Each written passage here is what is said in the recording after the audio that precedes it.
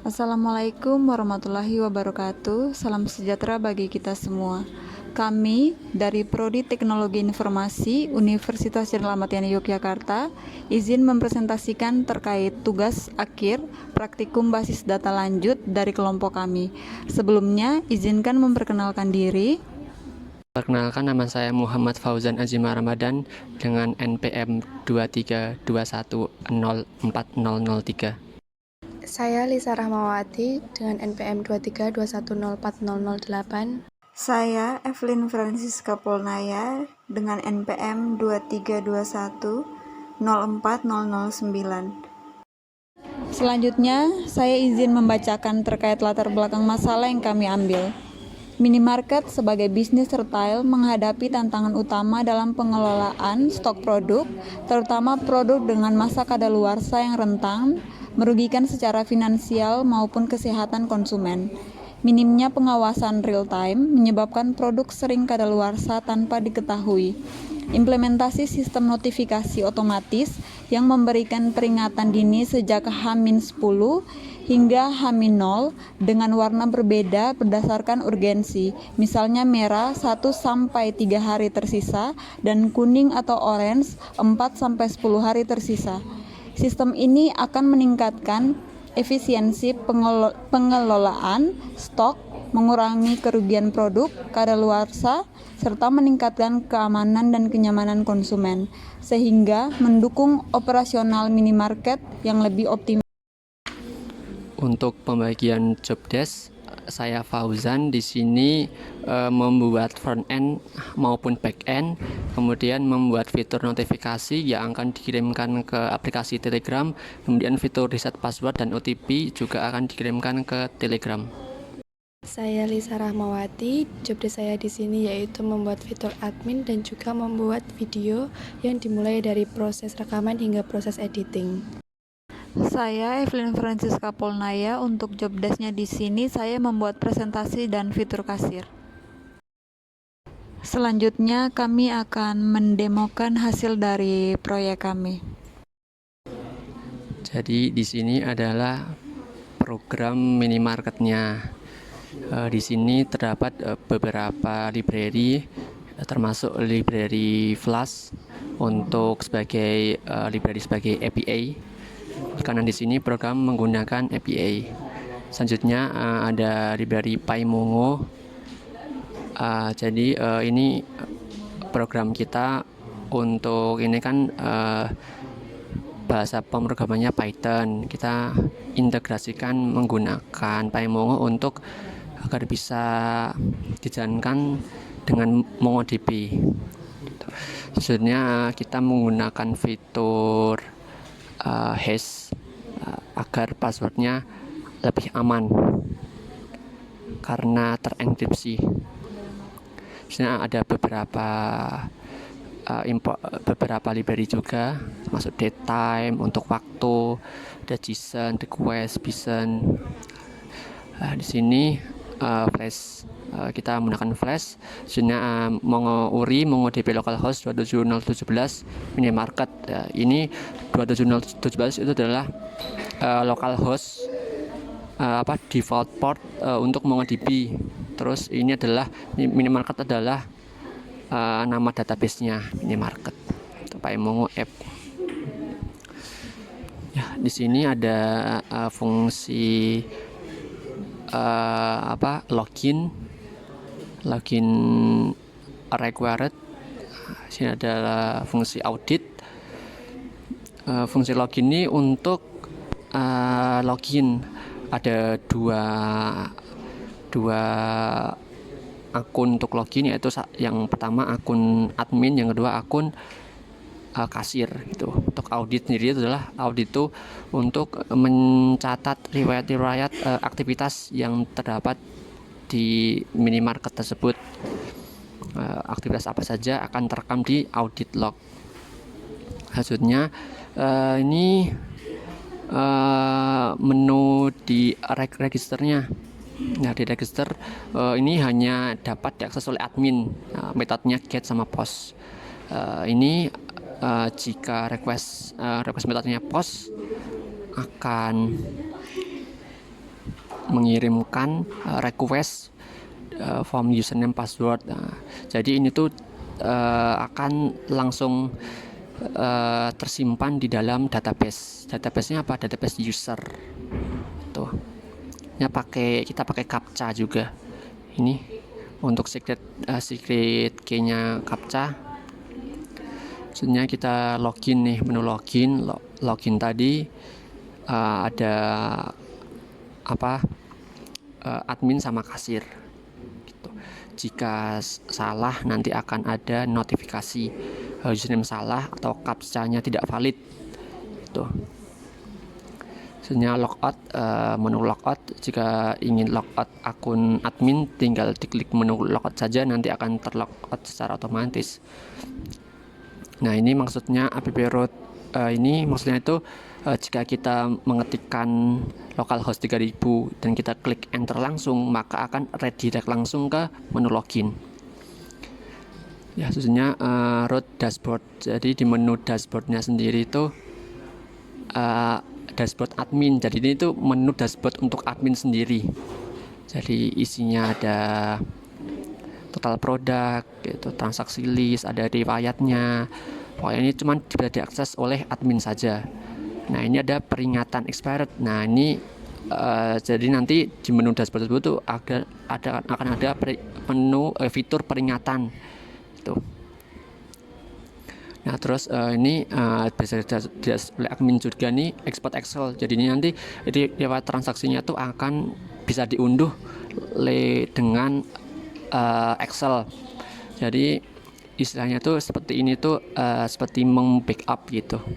Jadi kita download terlebih dahulu, otomatis nanti akan terdownload langsung. Isinya tuh kode transaksi, tanggal, produk, jumlah, dan total. Gitu. Soalnya ada menu edit harganya. Jadinya tuh kita bisa mengedit harga juga. Siapa yang bisa melakukan edit harga? Yaitu ada admin. Admin sendiri itu bisa mengedit harganya. Tuh.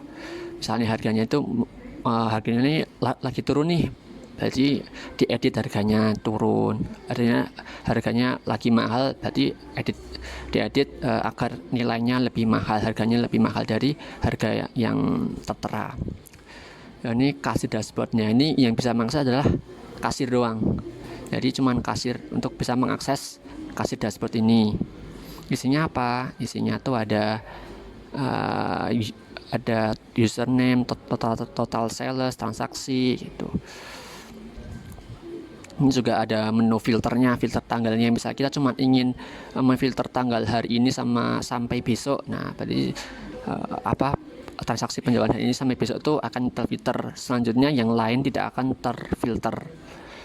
Selanjutnya ini ada nota. Ini bisa semuanya bisa mengakses. Kalau nggak ada, berarti semuanya bisa mengakses nota. Berarti nanti nota ini akan memunculkan nota transaksinya. Gitu. Selanjutnya ini produk, method, get post. Nah, ini bisa tuh cuman admin doang untuk produk. Jadi cuman admin doang yang bisa mengakses menu produk ini. Isinya apa di menu produk? Ada kodenya, namanya, harga belinya, sama harga jualnya. Itu di menu produk itu tertera itu. Sudah ini. Selanjutnya adalah menu hapus produknya. Hapus produk ini juga hanya bisa dilakukan oleh admin saja. Untuk menghapus produknya, misalnya produk tadi kan sudah ditambahkan. Nah, kita bisa menghapus produk tersebut. Nah, selanjutnya adalah hapus batch. Nah, ini juga bisa dilakukan oleh admin juga. Admin tuh ingin menghapus stok, misalnya stoknya itu sudah habis atau stoknya kadaluarsa. Nah, itu bisa dihapus stoknya itu. Yang bisa melakukan juga admin. Maksudnya update stock batch ini juga admin untuk mengupdate,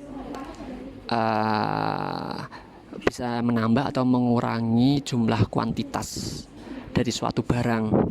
Gitu. Soalnya ada menu tambah produk. Nah, bisa ini menambah produknya yang bisa dilakukan oleh admin. Nah, misalnya kita ingin di situ, misalnya di suatu minimarket tuh belum ada minyak goreng nih, ya bisa kita tambahkan produk minyak goreng. Yang bisa melakukan adalah admin juga. Selanjutnya adalah product delete. Nah, untuk menghapus produknya itu kita yang bisa melakukan itu cuma admin doang untuk menghapus produk tersebut. Misalnya tadi kan udah menambahkan minyak goreng, nah tapi itu ingin menghapus karena minyak gorengnya tidak jadi, maka kita hapus. Nah, bisa dilakukan oleh admin. Selanjutnya menu transaksi. Nah, transaksi ini dilakukan oleh kasir. Ini menu transaksi itu nanti bisa menambahkan barang-barang yang ingin dibeli pembeli. Misalnya mau beli minyak goreng, tinggal ditambahkan. Mau beli beras, bisa langsung ditambahkan di menu transaksi, di fitur transaksi ini. Gitu. Nanti akan tersimpan di MongoDB transaksi. Nah, di collection transaction. Nah, isinya tuh ada kode transaksi, chart date time gitu. Terus nanti pastinya akan tersimpan di audit juga. Pokoknya segala sesuatu di aktivitas di program tersebut tuh pasti akan tersimpan di audit log. Oke. Ini untuk menggenerate kode transaksi. Jadi kode transaksi itu harus unik ya. Harus unik. Nanti akan terletak di notanya. Gitu. Selanjutnya kita export Excel. Nah, export Excel juga bisa dilakukan oleh admin. Nah, kita untuk isinya sendiri itu ada kode transaksi, produk, kuantitas, harga jual, kasir, date time gitu. So, ini satu kalau ada banyak kayak gini. Oke. Selanjutnya adalah API perjalanan per bulan. Nah, perjalanan per bulan ini adalah untuk menghitung penjualan frekuensi penjualan per bulannya berapa gitu. Ini adalah grafik penjualan. Nah, ini juga bisa diakses, loginnya harus admin untuk melihat grafik penjualannya. Ya, ini juga ada grafik penjualan juga. Selanjutnya adalah audit. Audit ini buat menampilkan aktivitas yang terjadi di program tersebut. Oke, ini buat API registernya untuk membuat akun. Untuk mengenerate badge-nya STP, badge ID-nya, berarti ini membuat badge ID. Terus login stok masuk, ini bisa dilakukan dari admin juga. Stok masuk, jadi misalnya ada stok masuk nih, yang masukin stok masuknya itu adalah admin juga. Hasilnya apa? Ini jika request metode dengan post, nah nih request meminta kode ini. Ini akan tersimpan di collection stock batch. Nah, isinya tuh ini.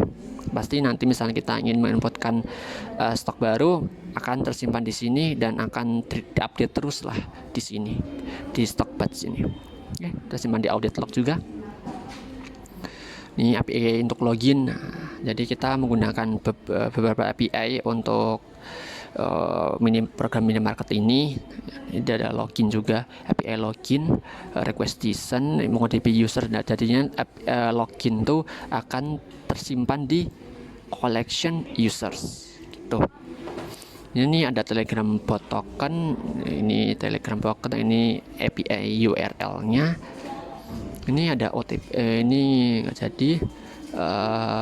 Ini OTP store untuk mengirimkan API. Ini ada API send OTP, jadinya kita mengirimkan OTP. Nah, OTP-nya itu dikirim melalui Telegram tadi, Telegram chat ID, dan ini Telegram potokan sama Telegram API. Nah, nanti secara langsung jika ingin mereset password, nah ini tuh untuk fitur mereset password. Jadi misalnya nanti ingin mengganti password, nah bisa menggunakan OTP juga. Kenapa menggunakan OTP? Karena biar lebih aman, biar tidak sembarangan bisa mengakses. Makanya kita menggunakan fitur OTP dari segi keamanan juga lebih aman ya. Sebenarnya ada verify OTP. Nah, ini juga ada menu verify-nya juga. Verify-nya doang. Verify-nya juga ada menu verify OTP-nya. Sebenarnya nih main ini debug true, portnya 3000. Nah, kita berjalan di port 3000 gitu. Oke, selanjutnya di sini ada admin dashboard, jadinya dashboard.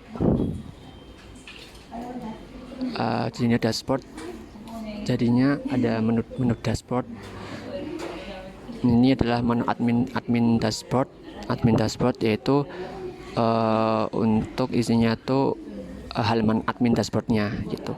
Untuk halaman admin dashboard ini cuma bisa diakses oleh admin juga gitu. Isinya nanti untuk isinya bisa kita demokan saja.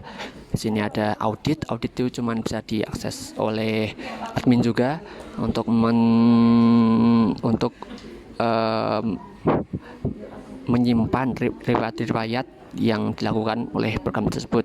Misalnya admin melakukan login itu akan tercetak di menu audit, di fitur audit.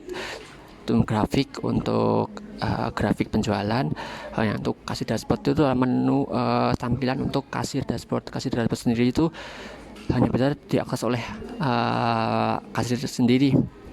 Oke. Untuk isinya nanti bisa kita demokan saja.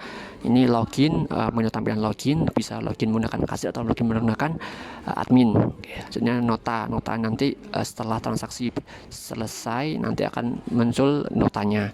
Nah, untuk produk sendiri itu bisa diakses oleh admin juga.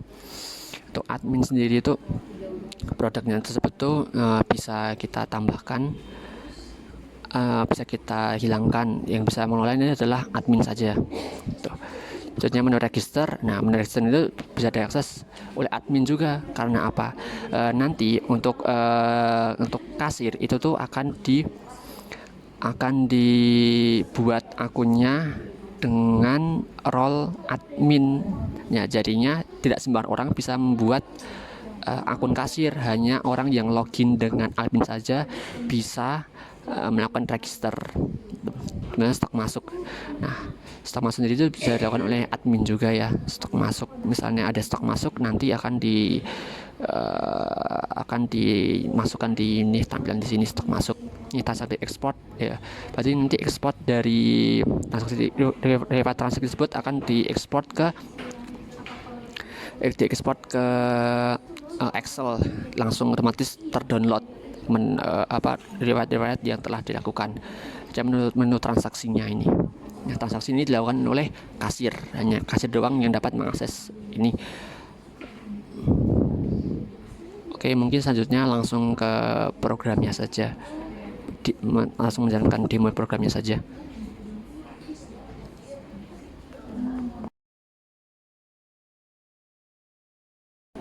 Selanjutnya adalah kita menjalankan program ini. Kita langsung jalankan saja. Kita running, kita tunggu.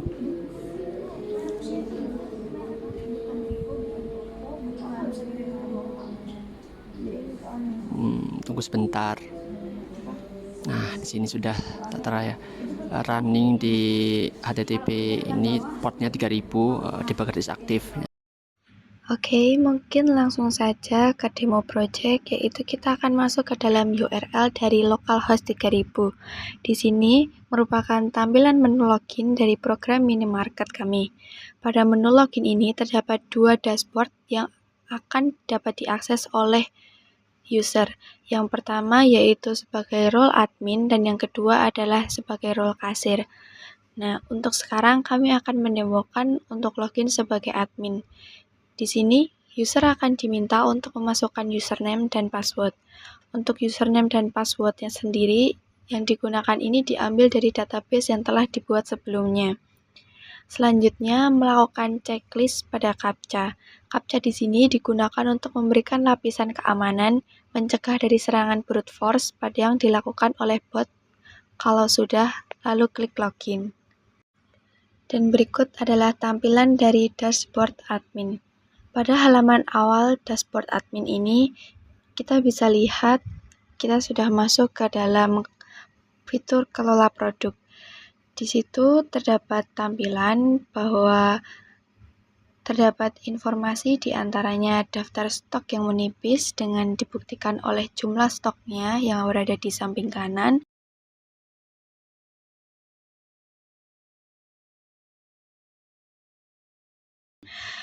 Terus selanjutnya yaitu riwayat transaksi, yaitu nota yang dilengkapi dengan fitur filter untuk membantu dalam proses rekap. Dan yang terakhir yaitu peringatan kadaluarsa. Oke, mungkin langsung saja ke fitur kelola produk. Di sini dilengkapi oleh fitur pencarian yang digunakan untuk memudahkan user dalam menemukan barang pada daftar produk di bawah ini. Dan berikut untuk jenis-jenis produk yang sudah kami inputkan. Sebagai contoh, di sini kami menginputkan kata telur dan klik cari, maka akan dilakukan pemanggilan pada produk dengan nama telur. Di sini juga terdapat master product, di mana ini digunakan untuk menambahkan produk baru untuk menemukannya seperti contoh pada video. Jika sudah, lalu klik tambah produk dan produk akan langsung ditambahkan pada barisan paling akhir. Di sini kita juga bisa melakukan edit pada harga satuan modalnya, di mana ini nanti akan mempengaruhi harga jual yang akan otomatis melakukan perhitungan dengan menambahkan 10% dari harga belinya. Untuk selanjutnya yaitu terdapat fitur untuk menghapus produk. Sebagai contoh di sini kami akan menghapus produk biskuit Roma Kelapa. Pada fitur hapus ini akan memunculkan notifikasi peringatan karena penghapusan pada suatu data perlu adanya step verifikasi. Jika sudah, lalu klik OK, maka produk yang telah dihapus tidak akan ditampilkan lagi pada daftar produk. Oke, langsung saja kita masuk ke menu stok masuk. Pada menu ini digunakan untuk menampilkan informasi stok barang yang masuk dan juga terdapat fitur untuk menambahkan stok barang dengan menginputkan tanggal kadaluarsa pada produk tersebut. Oke, kalau sudah kita akan kembali ke menu awal. Di sini juga terdapat menu yaitu tambah user. Pada menu tambah user ini digunakan untuk menambahkan user baru yaitu user kasir, dengan membutuhkan inputan berupa username, password, nomor telepon, serta chat ID Telegram. Jika sudah mengisi semua, lalu klik pada bagian tambah. Jika sudah, lalu klik pada bagian kembali login. Untuk fitur selanjutnya yaitu audit log aktivitas. Di sini merupakan fitur yang dirancang untuk menyimpan aktivitas apapun yang dilakukan pada sistem ini, baik aktivitas yaitu login, penambahan produk, atau aktivitas lainnya. Dan mungkin kita langsung lanjut saja pada fitur ekspor riwayat transaksi yang berupa format Excel. Jika diklik pada fitur ini akan melakukan pengunduhan database berupa file dengan format Excel. Pada fitur ini sama halnya dengan backup pada suatu database, di mana nantinya di dalamnya terdapat histori data yang masuk ke dalam database. Mungkin itu beberapa fitur yang ada pada dashboard admin. Untuk yang selanjutnya akan dijelaskan oleh rekan saya.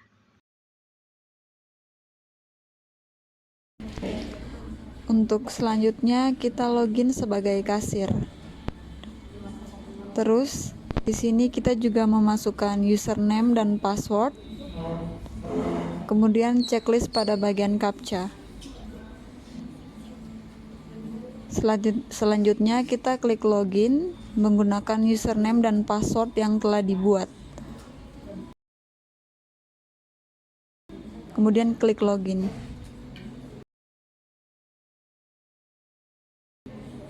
Di sini adalah tampilan awal dari dashboard kasir. Halaman ini hanya dapat diakses oleh kasir. Di sini ada fitur memfilter riwayat transaksi dan menampilkan total transaksi. Untuk total transaksi tersebut akan menampilkan jumlah transaksi yang sesuai dengan pengguna. Selanjutnya, kita masuk ke fitur transaksi penjualan. Di sini ada tampilan transaksi penjualan. Di sini kita bisa memilih produk yang telah dimasukkan. Kita klik, kita ketikkan jumlahnya misalnya 4. Kita klik tambah, otomatis sudah masuk ke keranjang. Misal kita mau beli barang lagi, misalnya kita mau beli beras, kita klik produk beras, kita klik jumlah untuk menambah, contohnya 3, otomatis masuk ke keranjang. Jika kita ingin menghapus produk yang ada di keranjang dengan mengklik icon tempat sampah, diklik sudah terhapus. Selanjutnya bayar dan selesaikan transaksi. Di sini ada notifikasi transaksi Anda telah berhasil.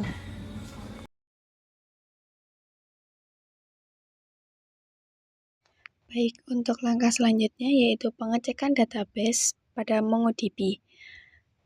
Langkah pertama yaitu kita masuk ke dalam database minimarket dengan perintah use minimarket. Setelah itu, masukkan perintah untuk mengambil dokumen dari collection users dengan perintah seperti pada video. Di sini bisa dilihat untuk data user yang tersimpan dalam database. Selain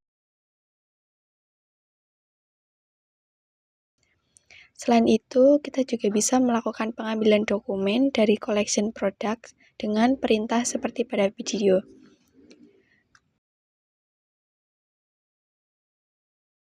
Maka berikut adalah tampilan dari database pada collection product.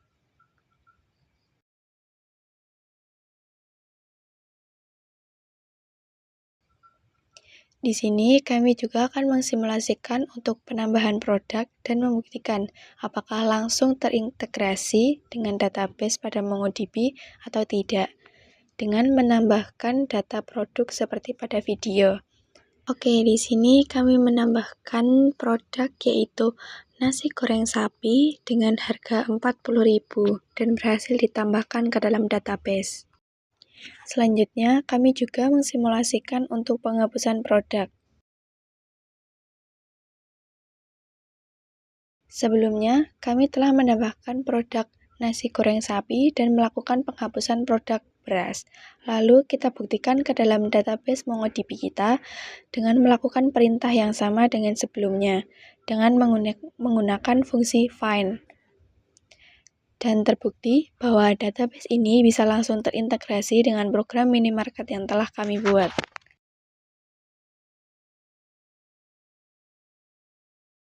Baik, di sini ada fitur lupa password untuk apabila akun lupa password bisa kita reset melalui via Telegram. Jadi kita klik langsung. Ini masukkan nomor Telegramnya.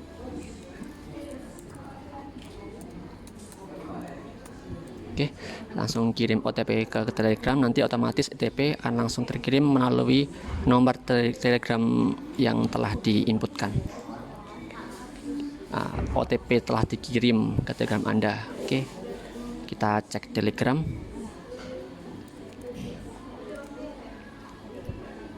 Di sini sudah terkirim OTP yang barusan telah diinputkan sesuai dengan nomor Telegramnya.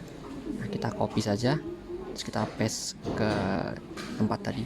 Sini, nah, password barunya, misalnya passwordnya admin 22. Oke, admin 123. Oke, kita reset password, klik. Nah, password berhasil di reset dengan password baru. Oke, kita login tadi dengan admin, passwordnya admin 123. Kita captcha, kita login. Nah, login telah berhasil. Login sebagai admin telah berhasil dengan menggunakan password yang baru tadi di reset. Berikut adalah program untuk notifikasi kedaluarsa, yang mana program ini itu juga terintegrasi sama MongoDB dan menggunakan Telegram sebagai pesan untuk kedaluarsanya. Kita menggunakan Telegram. Nah, di sini ada fungsi format pesan. Ini ada nama, kode, kuantitas, sama expired.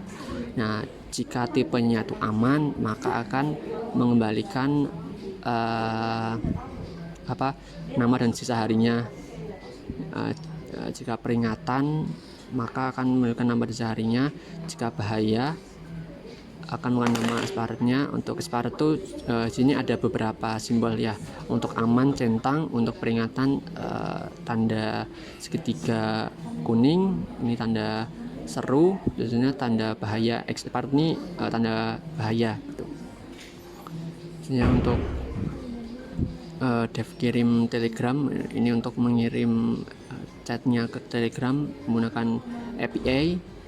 Nah, isinya apa? Chat ID, text map, parse mode. Nah, ini untuk cek kedaluarsa. Nah, ini menggunakan database ya. Untuk kedaluarsanya menggunakan MongoDB. Maksudnya ini dari DB stock batch. Nah, jadi ini mengambil dari collection stock batch, dari nama, expired, kuantitas. Jika expired tidak atau kuantitas kurang dari 0 maka akan dilanjutkan, tanggal EXP-nya, tanggal expirednya, seharinya. Nah, ini untuk membedakan mana yang kedaluarsanya kurang berapa hari, itu akan dibedakan sesuai kriteria, notifikasinya sesuai kriteria. Jika sisa hari lebih dari 10 maka aman. Jika kurang dari 1 atau 1 sisa harinya antara 1 sampai 10 berarti peringatan. Sisa harinya sama dengan 0 itu bahaya. Jika kurang dari 0 maka expired. Jika tidak ada peringatan maka tidak ada stok yang mendekati expired hari ini. Jadi kita cek kedaluarsanya. Terus kita jalankan programnya.